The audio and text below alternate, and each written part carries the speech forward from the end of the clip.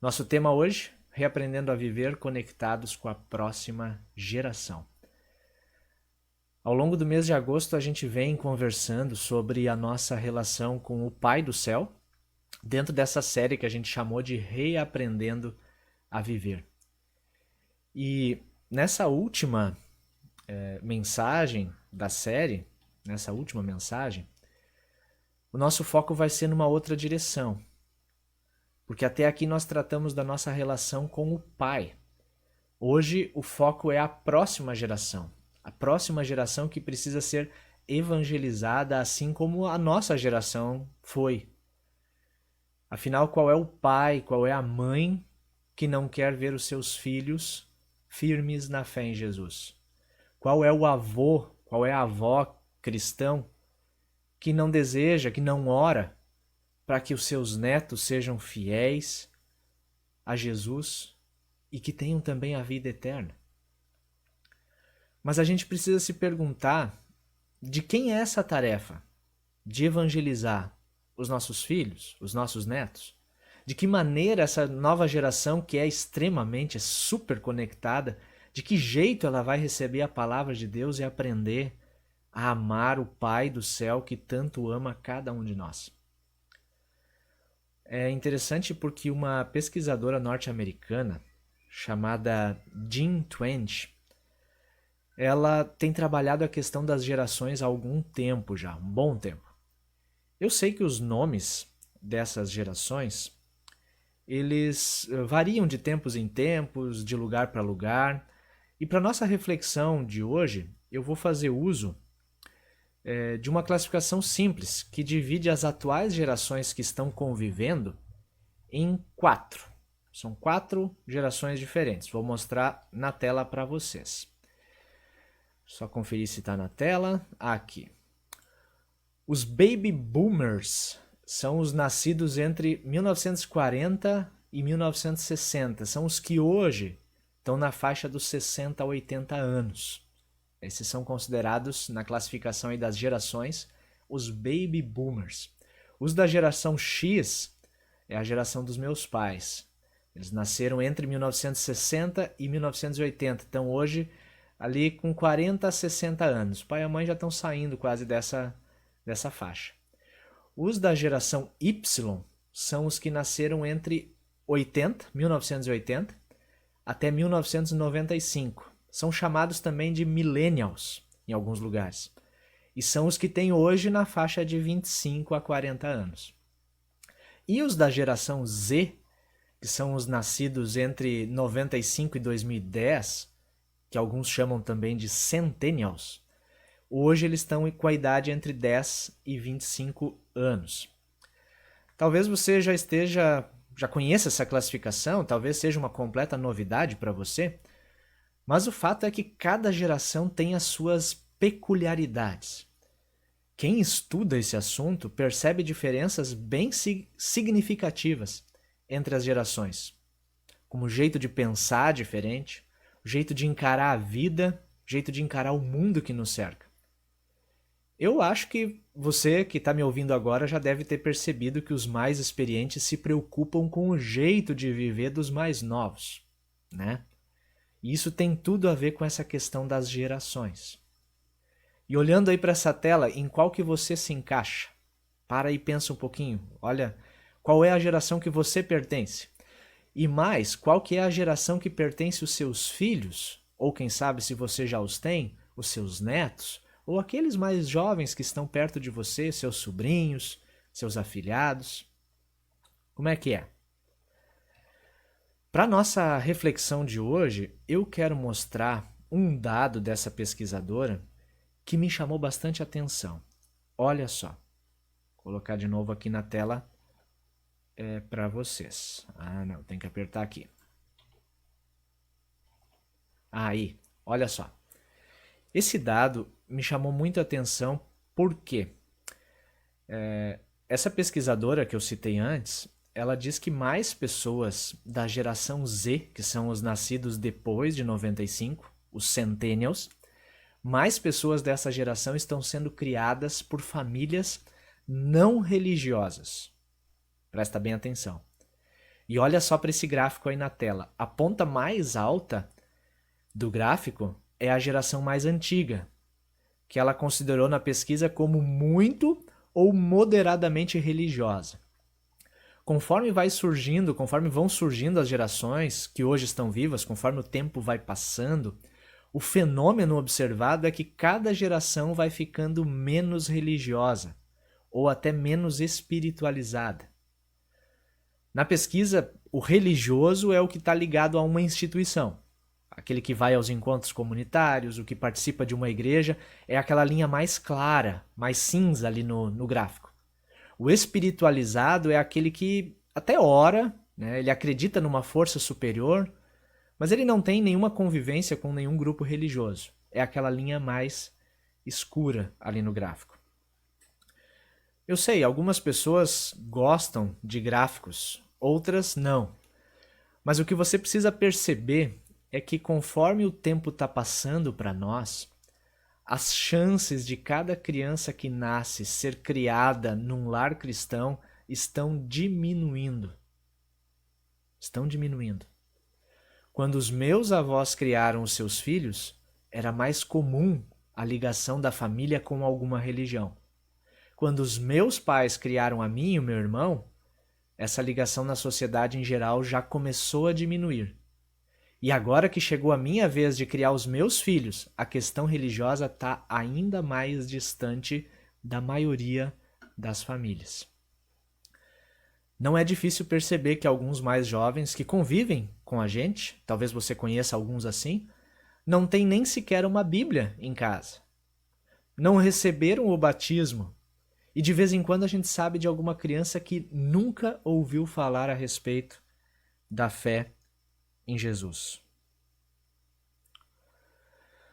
A própria pesquisadora diz, e eu vou colocar de novo isso aqui na tela para você, ela diz assim, a geração Z, os centennials, os nascidos de 95 para cá, tem mais probabilidade do que qualquer geração anterior de serem criados por pais desligados de religião. Compreendeu essa frase? A geração Z, os de 95, os mais novos, tem mais probabilidade, é mais provável do que qualquer outra geração que eles sejam criados por pais desligados completamente de religião, de vida espiritual. Essa questão geracional ela é objeto de estudo de várias áreas e ela aparece com muita força aqui, no nosso texto de hoje. Olha só. Desse modo, nós lemos lá no versículo 2, desse modo seus filhos e seus netos temerão o Senhor, o seu Deus. De que modo? É o modo de fazer, por exemplo, né? Pelo exemplo de amar a Deus, é desse modo que os seus filhos e seus netos vão temer a Deus, o Senhor. Ou ainda fala o Deus dos seus antepassados no versículo 3. Deus se apresenta diversas vezes, como o Deus das gerações anteriores. O Deus que cuidou, que orientou os nossos antepassados. Ele quer ser Deus também para as próximas gerações, para os filhos e netos. E qual que é o modo pelo qual os filhos e netos vão temer ao Senhor? Qual que é o modo? É pela vivência do amor a Deus, o testemunho de vida de uma geração, que apresenta a Deus e constrói pontes para que a próxima geração também creia, também tema o Senhor. E Deuteronômio nos mostra, pelo menos nesse trecho que nós lemos hoje, nos mostra pelo menos 4 coisas muito importantes nesse processo de evangelizar e de discipular a próxima geração. Acompanha comigo esses versículos aí na tela. Olha só o que está escrito lá. Eu não copiei todo ele aqui, né? Faltou um pedacinho, mas começa assim. Ame o Senhor, o seu Deus, de todo o seu coração, de toda a sua alma e de todas as suas forças. É o resumo da primeira parte da lei, né? E amar o próximo como a ti mesmo. Que todas estas palavras, é a continuação, que hoje lhe ordeno, estejam em seu coração. Que todas essas palavras estejam em seu coração. Comunicar a fé no Salvador Jesus para os filhos e para os netos tem tudo a ver com exemplo. Tudo a ver. A palavra de Deus, o amor, o temor ao Senhor, eles precisam estar primeiro no seu coração. Aí no seu coração. Vocês que estão me ouvindo agora provavelmente já lembram, né? Ouviram aquela máxima: palavras convencem, exemplos arrastam. As suas atitudes em casa, as suas atitudes no trânsito, na administração dos problemas de cada dia que surge, o seu jeito em todas as áreas precisam ser guiados pela palavra de Deus que está no seu coração. Por isso a palavra precisa fazer morada no seu coração, antes de qualquer coisa. E você precisa se deixar moldar por essa palavra viva, a ponto de ser um exemplo para os mais jovens. Os jovens sempre precisam de modelos. Eles são carentes de modelos, eles procuram modelos para seguir. A repetição é algo importante no processo de evangelização dos nossos filhos, dos nossos netos. Diz aí a palavra: ensine essas palavras, né, com persistência aos seus filhos. Ensine com persistência aos seus filhos. Outras traduções da Bíblia usam a palavra inculcar, que tem a ver com repetir seguidamente, gravar algo em alguém. Por isso a Bíblia diz: marque a vida dos seus filhos e netos com a palavra de Deus. E isso se dá também pela repetição. A gente aprende pela repetição, não só de palavras, mas até repetição de rotinas. Aqui em casa nós criamos o hábito de cada um ler uma história da Bíblia ilustrada antes de colocar a Débora para dormir, a nossa filha. E olha que ela já conhece várias histórias, ela memorizou algumas dessas histórias e conta como se ela estivesse lendo. Mas a pergunta é: foi fácil criar essa rotina? Não foi. Não foi nada fácil. Teve momentos em que ela não queria.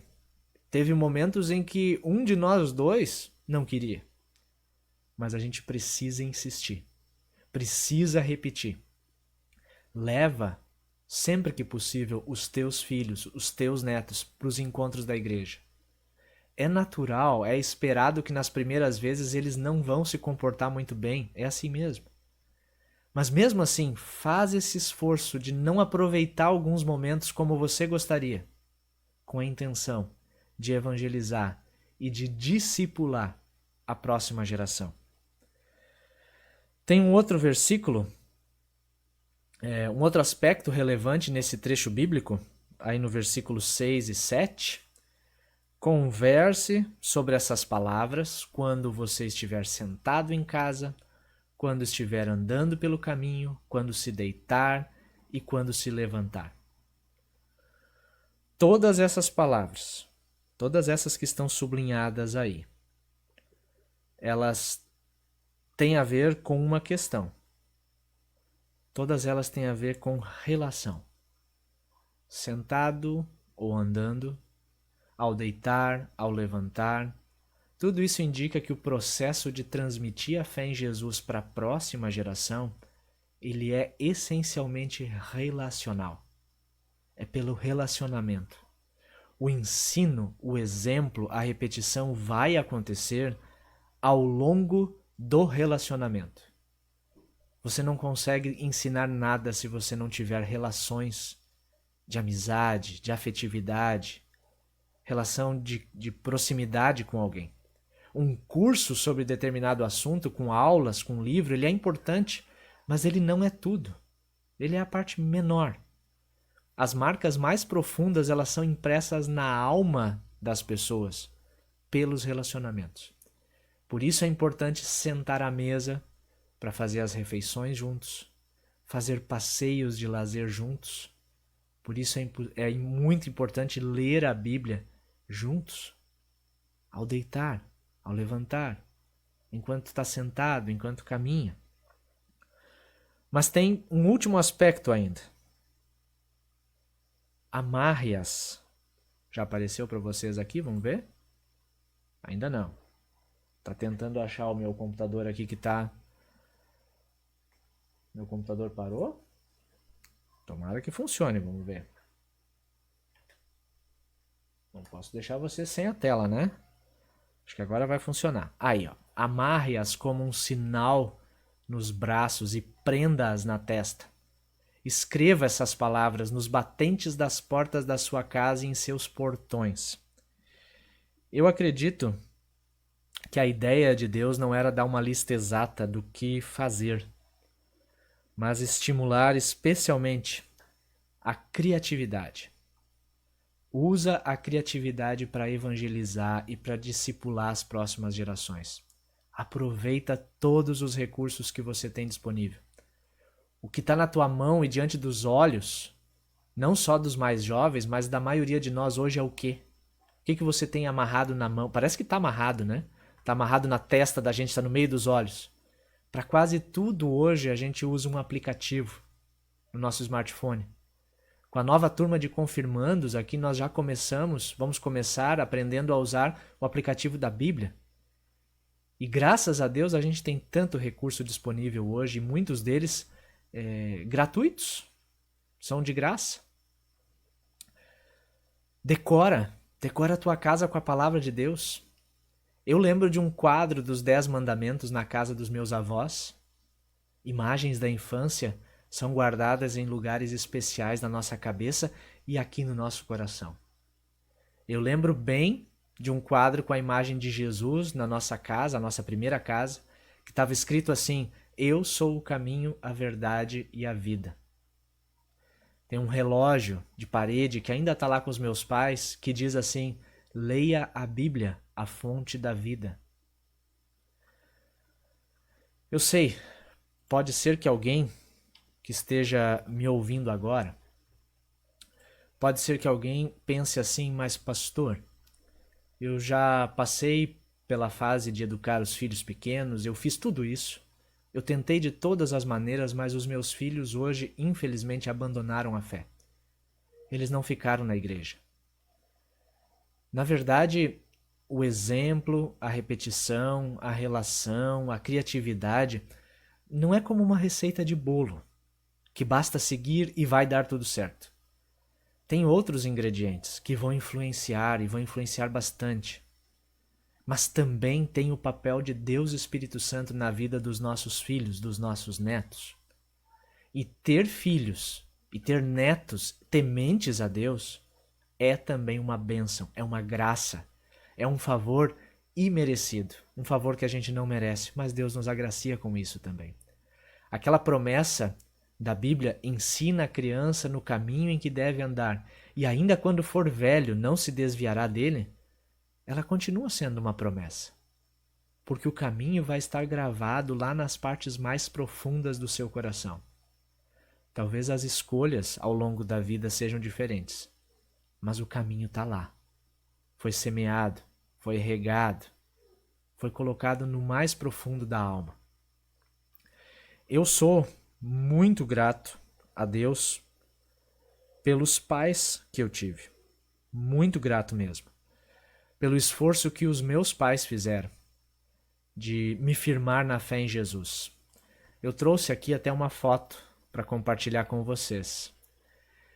Nessa foto, eu sou aquele mais baixinho ali, de cabelinho bem loiro, participando de um programa de Natal, em que a minha mãe era a professora da escolinha bíblica, estava coordenando as crianças. Eu acredito que seja no começo da década de 90. Ali no canto direito da tela, né? Está eu circulado e a setinha apontando para minha mãe. Como isso foi importante. A repetição, a rotina, o exemplo, o ensino, a criatividade, a decoração da casa. Tudo isso foi muito importante na minha vida e me fez ficar firme na fé. E fez também muitas outras pessoas ficarem firmes na fé.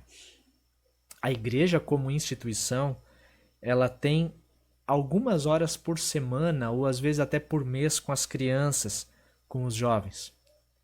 A família tem muito mais tempo para investir. A família tem muito mais tempo para investir em exemplo, em repetição, relação e criatividade.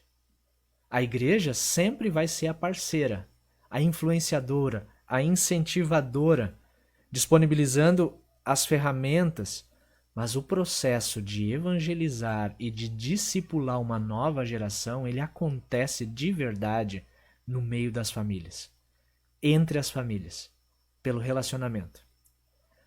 Nós somos igreja hoje, com a missão de evangelizar e discipular a próxima geração.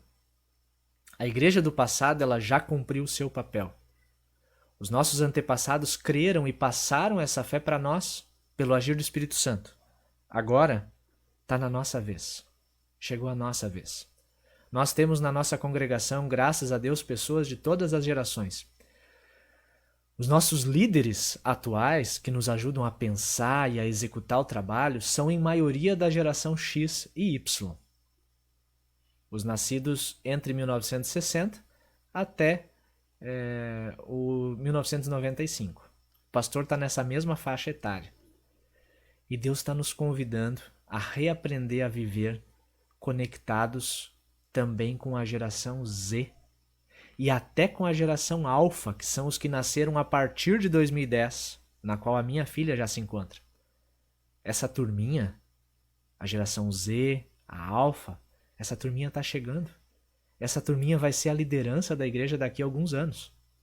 E nós mais experientes, nós precisamos abrir espaços para as ideias, espaço para o trabalho, para o engajamento dessa nova geração. Afinal, esse é o nosso objetivo: conectar todos ao amor do nosso Deus. Amém.